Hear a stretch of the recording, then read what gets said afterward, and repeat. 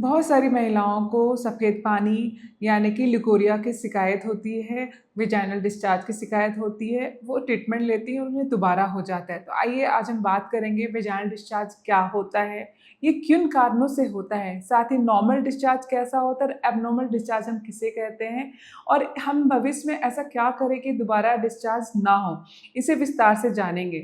Vaginal discharge एक तरह का फ्लूइड होता है जो हमारे बच्चेदानी के सर्विक्स और वेजाइना के कुछ ग्लैंड्स होते हैं जो उसे सेक्रीट करते हैं और ये एक चिपचिपा लिक्विड पदार्थ होता है जो सेल से मिल करके वेजाइनल डिस्चार्ज बनाता है। ये डिस्चार्ज हमारे वेजाइना को नॉर्मल क्लीनिंग करने का काम करता है, इसलिए वेजाइना को सेल्फ क्लीनिंग ऑर्गन भी बोलते हैं और ये वेजाइना को लुब्रिकेट करता है जिससे आपको ड्राइनेस की प्रॉब्लम नहीं होती है। ये बैक्टीरिया कुछ हेल्दी बैक्टीरिया के साथ मिल करके इस एसिडिक पीएच को बैलेंस करता है वेजाइना में, जिससे हमारे वेजाइना में इन्फेक्शन होने के चांसेस भी घट जाते हैं। अब हम बात करेंगे कि किस तरह के डिस्चार्ज को हम नॉर्मल कहते हैं और उसमें किसी भी तरह के ट्रीटमेंट की ज़रूरत नहीं होती और कोई घबराने की बात भी नहीं होती। नॉर्मल डिस्चार्ज जो होता है स्मॉल क्वांटिटी में होता है, बिना किसी स्मेल के, बिना किसी कलर के होता है। ये ट्रांसपेरेंट चिपचिपा डिस्चार्ज होता है जो नॉर्मल फिजियोलॉजिकल कंडीशंस में बढ़ जाते हैं। जैसे प्रेगनेंसी में कुछ डिस्चार्ज जो होते हैं हार्मोन के इन्फ्लुएंस में, ब्लड सप्लाई बढ़ती है यूट्रस और वेजाइना की, उससे भी डिस्चार्ज की क्वांटिटी बढ़ जाती है। जब तक ये डिस्चार्ज में कोई स्मेल ना हो, कोई इचिंग ना हो, कोई रेडनेस ना हो, आपको कोई दिक्कत नहीं हो रही, तब तक ये डिस्चार्ज हम नॉर्मल कंसीडर करते हैं और इसमें कोई भी ट्रीटमेंट की ज़रूरत नहीं पड़ती है। कुछ पेशेंट्स में देखा गया है कि मेंसेस के पहले और मेंसेस के बाद पीरियड के समय डिस्चार्ज बढ़ जाते हैं। अगर डिस्चार्ज पीरियड खत्म होने के कुछ 2-3 दिन के अंदर बंद हो जा रहे हैं और आपको ये परेशान नहीं करते तो इससे नॉर्मल, लेकिन अगर डिस्चार्ज पूरे मंथ रह रहा है तब हम इसे एबनॉर्मल कंसीडर करते हैं। साथ ही कुछ पेशेंट होती हैं जो डायबिटिक होती हैं, उनमें डिस्चार्ज बढ़ते हैं। कुछ पेशेंट इम्यूनो कॉम्प्रोमाइज़ होती हैं, कॉन्ट्रासेप्टिव यूजर्स जो होती हैं, टैबलेट लेती हैं, उनमें डिस्चार्ज बढ़ जाते हैं। उसके अलावा जब हमारे बॉडी में ओव्यूलेशन होता है यानी कि अंडे बनते हैं और अंडा सेक्रेट होता है, उसके साथ ही डिस्चार्ज बढ़ जाते हैं। डिस्चार्ज बिल्कुल इसमें थिन स्टिकी डिस्चार्ज होता है जिसे आप आइडेंटिफाई कर सकते हैं कि ये आपके ओव्यूलेशन का टाइम है। आइए अब हम बात करते हैं किस तरह के डिस्चार्ज को हम एबनॉर्मल बोलते हैं और उसमें हम ट्रीटमेंट की सलाह देते हैं। अगर डिस्चार्ज के साथ-साथ आपको कुछ सिम्पटम्स मिल रहे हों, जैसे जेनिटलिया में आपको खुजली हो रही हो, स्पेशली खुजली रात में ज़्यादा हो रही हो, आपके अंडरगारमेंट्स में धब्बे लग रहे हों, मार्क स्टेन लग रहा हो, आपको स्मेल आ रहा हो, आपको लग रहा हो कि डिस्चार्ज बिल्कुल दही की तरह फटा हुआ है या फिर बिल्कुल ग्रीनिश या येलोइश या ग्रे कलर का डिस्चार्ज हो रहा हो, उसमें फीसी स्मेल आ रही हो, तो इस तरह के डिस्चार्ज को हम एबनॉर्मल कंसीडर करते हैं और इसको एग्जामिन करते हैं पेशेंट को और इसमें ट्रीटमेंट की सलाह भी देते हैं। आइए अब हम बात करेंगे ये किन कारणों से होता है। ज़्यादातर डिस्चार्ज जो वेजाइनल एबनॉर्मल डिस्चार्ज होते हैं वो संक्रमण यानी कि वेजाइनल इन्फेक्शन की वजह से होता है। मोस्ट ऑफ द टाइम में इन्फेक्शन जो होता है पेशेंट्स को ड्यूरिंग द रिलेशनशिप बनाने से या फिर पुअर हाइजीन मेंटेन करने की वजह से भी होता है। ड्यूरिंग मेंसेस पैड्स जो होता है फ्रीक्वेंट इंटरवल में चेंज करने चाहिए। अगर आपने हाइजीन मेंटेन नहीं किया है अपने माहवारी के दौरान तो भी आपको इन्फेक्शन होने के चांसेस होते हैं। साथ ही महिलाएं को देखा गया है कि बार-बार वो वेजाइनल वॉश को, क्लींजर्स को वो डेली इस्तेमाल करती हैं। इससे भी वेजाइनल फ्लोरा जो होता है डिस्टर्ब हो जाता है, जो हेल्दी बैक्टीरिया होते हैं वो कम हो जाते हैं और एबनॉर्मल बैक्टीरिया जो होते हैं उसमें आ जाते हैं, जिसकी वजह से पेशेंट को जो इन्फेक्शन है वो डिस्चार्ज की तरह दिखता है और वो बाहर निकलने लगता है।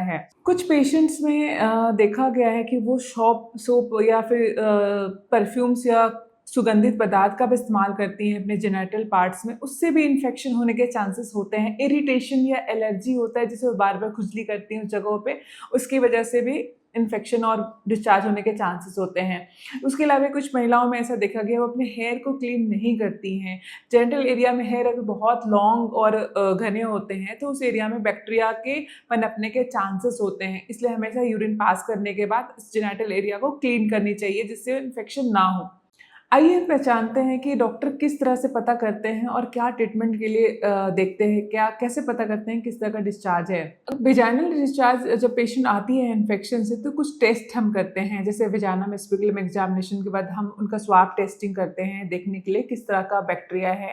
उसके अलावा पेशेंट के कलर और सिम्टम से भी हमें पता चलता है कि किस तरह का इन्फेक्शन हो सकता है। अगर हम ऐसे पेशेंट को यूरिन पास करने वाले लिटाते हैं और उनको एग्जामिन करते हैं स्पिकुलम एग्जामिनेशन, उसके बाद हम देखते देखते हैं डिस्चार्ज का कलर कैसा है। अगर डिस्चार्ज फटा फटा दही की तरह गाढ़ा है, चिपचिपा है, तो हम समझते हैं कि पेशेंट को ईस्ट यानी कि कैंडिडल इन्फेक्शन हो गया है, फंगल इन्फेक्शन जिसे हम बोलते हैं। और इसमें ये जनरली मोस्टली शुगर पेशेंट्स में, डायबिटिक पेशेंट्स में, इम्यूनो कॉम्प्रोमाइज या फिर मॉइस्ट रखने की वजह से, विजाइनल एरिया को ठीक से ड्राई नहीं रखने की वजह से ये इन्फेक्शन होता है। अगर डिस्चार्ज आपका थोड़ा ग्रीनिश हो और पतला थिन वाटरी हो, तो हो सकता है आपको ट्राइकोमोनास इन्फेक्शन भी हो सकता है, जिसके ट्रीटमेंट के लिए, और इसमें थोड़ा स्मेल भी और खुजली भी होती है पेशेंट्स को। अगर डिस्चार्ज ग्रे कलर का है और उसमें आपको फीसी स्मेल आ रही है, तो इसको हम बैक्टीरियल विजाइनोसिस कहते हैं और इसमें एंटीबायोटिक्स की ज़रूरत पड़ती है। जब आईई हम समझते हैं कि हम जब डिस्चार्ज हमें लगता है कि एबनॉर्मल है और पेशेंट को सिम्टम्स हो रहा है, इसे क्वालिटी ऑफ लाइफ को अफेक्ट कर रहा है, तो हम पेशेंट को ट्रीटमेंट सजेस्ट करते हैं। ट्रीटमेंट में हम पेशेंट को, अगर हमें लगता है कि डिस्चार्ज दही की तरह फटा हुआ है और पेशेंट को खुजली हो रही है और हमें लगता है कि ये फंगल या कैंडिडल इन्फेक्शन हो सकता है, तो हम पेशेंट को दो तरह से ट्रीटमेंट देते हैं। एक तो लोकल एंटी फंगल ट्रीटमेंट देते हैं जो पिसरी के फॉर्म में होती है, उन गोलियों को विजाइना के रास्ते रखना होता है 6 रात के लिए। उससे पेशेंट को लोकल एरिया जो होता है क्लीन हो जाता है और पेशेंट को काफ़ी आराम आता है। दूसरा तरीका है कि हम पेशेंट जो विजाइनल पेस्ट्री नहीं लगाती, उनको हम ओरल टैबलेट्स देते हैं, जैसे फ्लूकोनाजोल और इट्राकोनाजोल जैसी मेडिसिन को हम इस्तेमाल करते हैं। अगर पेशेंट को हम सस्पेक्ट करते हैं ट्राइकोमोनल इन्फेक्शन है, तो उस कंडीशन में हम पेशेंट को मेट्रोनिडाजोल देते हैं और इससे पेशेंट को काफ़ी इचिंग में और सिम्टम्स में भी आराम आ जाता है। अगर हमें लगता है कि पेशेंट को बैक्टीरियल विजिनोसिस है, तो हम कॉम्बिनेशन एंटीबायोटिक्स प्रिस्क्राइब करते हैं। मोस्टली ये ट्रीटमेंट हम 7 डेज से 10 डेज के लिए पेशेंट को प्रिस्क्राइब करते हैं और इसमें पेशेंट काफ़ी हद तक सिम्टम्स फ्री हो जाते हैं। आइए हम जानते हैं कि भविष्य में एक बार ट्रीटमेंट तो हो गया, दोबारा ये इन्फेक्शन ना हो, हम क्या क्या प्रिकॉशन ले सकते हैं जिससे पेशेंट्स को इन्फेक्शन दोबारा ना हो। तो इसके लिए सबसे पहले अपने प्राइवेट पार्ट को आप जब भी वॉशरूम जाएं, क्लीन करें पानी से, साफ पानी से, और उसको ड्राई करें। ड्राई करने के लिए आप कॉटन टॉवेल या फिर टिश्यू पेपर इस्तेमाल कर सकती हैं। जब भी आप ड्राई करें, ये आप ड्राइनेस जो होता है आगे से पीछे की तरफ करें, पीछे से आगे कभी भी ना करें।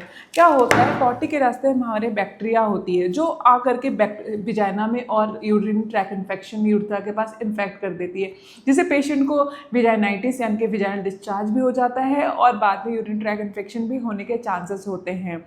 आप जब भी इस्तेमाल करें तो कॉटन अंडरगारमेंट्स इस्तेमाल करें, ढीले लूज अंडरगारमेंट्स। और जब पीरियड्स होता है उसमें ज़्यादा ध्यान रखने की ज़रूरत होती है। उस वक्त आप पैड, चाहे आपका जो मेंसेस फ्लो है ज़्यादा हो या कम हो, लॉन्ग ड्यूरेशन के लिए एक पैड को कभी भी ना पहने। पैड को हमेशा 4 to 6 आवरली चेंज करना चाहिए। कम से कम दिन भर में 3 बार पैड तो बिल्कुल भी चेंज करना चाहिए, ताकि उस पैड में जो मॉइस्ट इन्वायरमेंट में, ब्लड स्टेन में बैक्टीरिया जो ग्रो हो रहा है, वो दोबारा आपके विजाइना के अंदर ना चला जाए। डेली आप कभी भी विजाइनल वॉश या फिर सोप का इस्तेमाल ना करें। आप सप्ताह में 1 या 2 दिन इस्तेमाल कर सकते हैं, पर डेली ना करें। किसी भी तरह के सुगंधित परफ्यूम्स को अपने जेनिटल एरिया में स्प्रे ना करें। हमेशा अपने हेयर्स की क्लीनिंग क्या करके रखा करें। और साथ ही आप जब भी इंटरकोर्स करते हैं तो क्लीन वाटर से अपने विजाइना को क्लीन करें, उसके बाद ही आप उसे ड्राई करें। एंड अपने डाइट में आप प्रोबायोटिक्स यानी कि दही और ग्रीन वेजिटेबल्स लेना स्टार्ट करें। थोड़ा ज़्यादा अमाउंट में पानी पीना स्टार्ट करें, इससे भी इन्फेक्शन के चांसेस काफ़ी कम हो जाते हैं। जो शुगर पेशेंट है उनको स्पेशली हम सलाह देते हैं कि अपने शुगर को कंट्रोल करें। जहाँ भी शुगर अनकंट्रोल होता है उसमें कैंडिडेट यानी कि फंगल इन्फेक्शन होने के बहुत ज़्यादा चांसेस होते हैं, इसलिए इन्हें शुगर कंट्रोल करना बहुत इंपॉर्टेंट होता है।